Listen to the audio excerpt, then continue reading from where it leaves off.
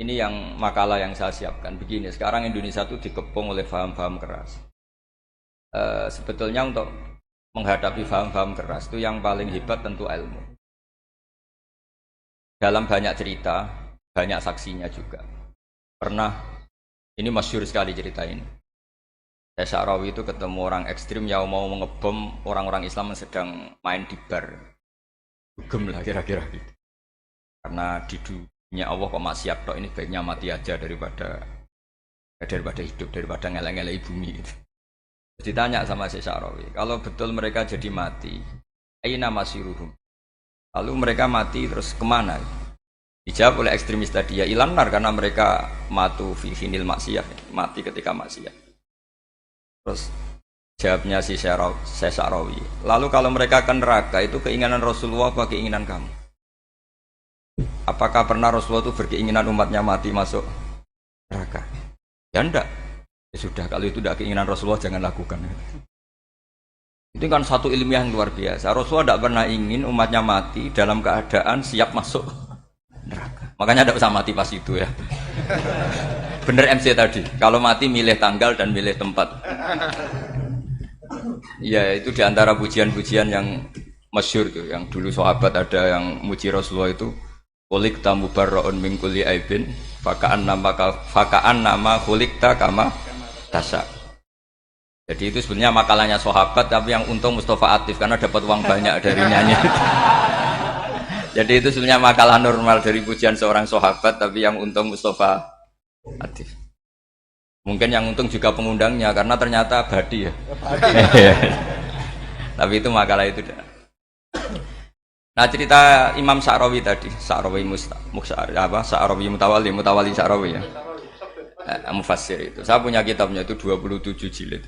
Saya sebagai peneliti itu ya ndak tasdek amat, karena saya butuh adit ya, butuh penguat itu.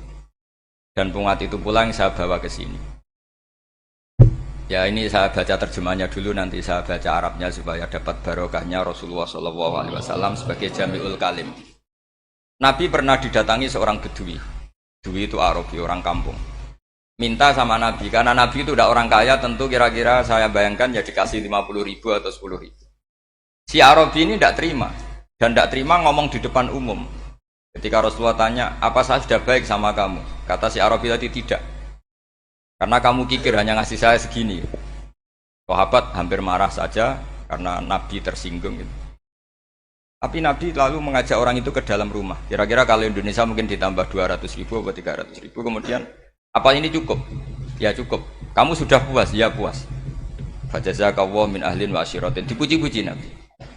Kemudian kata Rasulullah, ayo kita keluar. Keluar nemuin khalayak begini. Khalayak rame tadi. Kamu tadi mengkritik saya, menghujat saya di depan umum. Maka kamu sekarang harus memuji saya di depan umum. Supaya clear. Akhirnya mau dia. Oke, kita mau.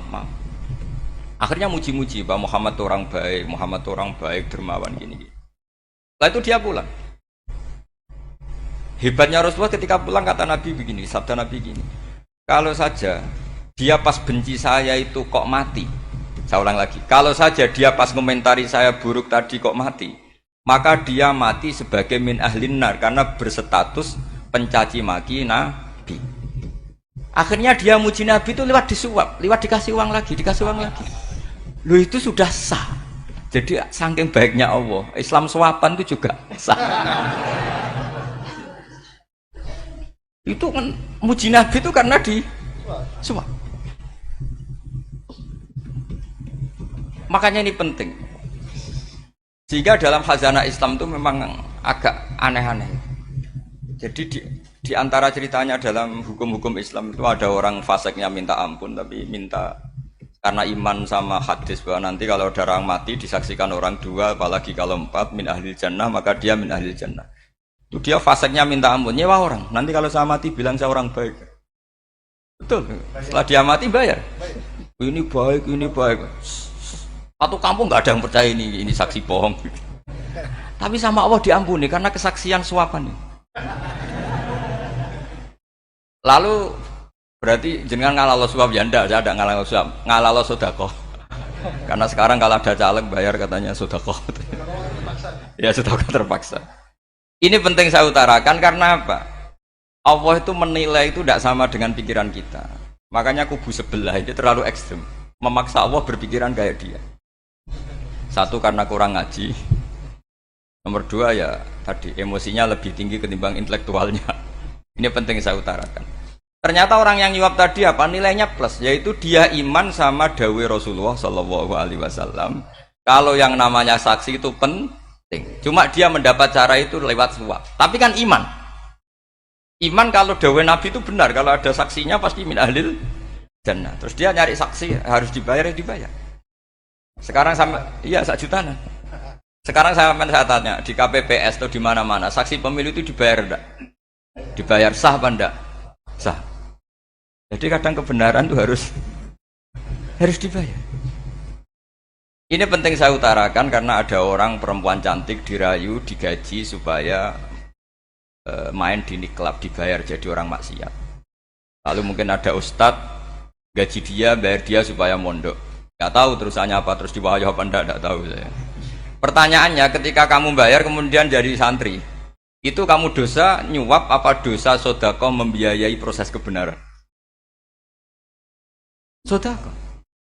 Tapi kalau yang bayar untuk jadi pegawai niklab maka membiayai kemaksiatan. Maka pembiayaan ini penting secara fikih. Arahnya kemana? Ke hak apa ke batil?